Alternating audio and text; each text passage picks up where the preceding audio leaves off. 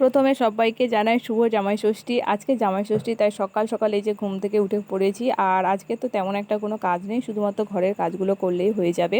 এই যে প্রথমে ঘর বারান্দা উঠান টাটানগুলো ভালোভাবে ঝাঁট দিয়ে পরিষ্কার করে নিলাম। তারপরে এই যে কয়েকটা বাসন ছিল, সেই বাসনগুলো মেজে টেজে নিলাম।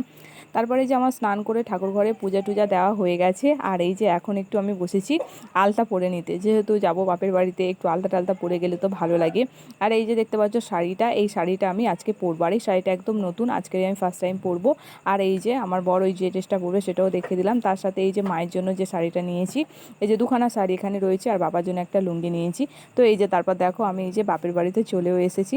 তারপর বাপের বাড়িতে এসে দেখছি যে সবাই কী করছে না করছে। তারপরে এই যে আমার মা এখানে এসছে, মা এই যে এখানে এখন ফল টল কেটে দিচ্ছে, ফল মিষ্টি রেডি করে দিচ্ছে। যেহেতু আমাদের এবছর ফোঁটা হবে না, ফোঁটা দিতে নেই, তো সেই জন্য শুধু মিষ্টি খাবার দাবার এগুলো তো খাওয়া যাবে। তো আমার বর এই যে মাকে গিফটও দিয়ে দিল। তারপরে এই যে এখন খাবার দাবার দিয়ে দিয়েছে। তারপরে এই যে এখন দুপুরবেলা সবাই মিলে খেতে বসেছি। আর এখানে প্রায় 5 রকমের ভাজা আছে, যেহেতু 5 রকমের ভাজা দিতে হয়। তারপর ডাল রয়েছে আর মাটন কারি রয়েছে। তো আজকে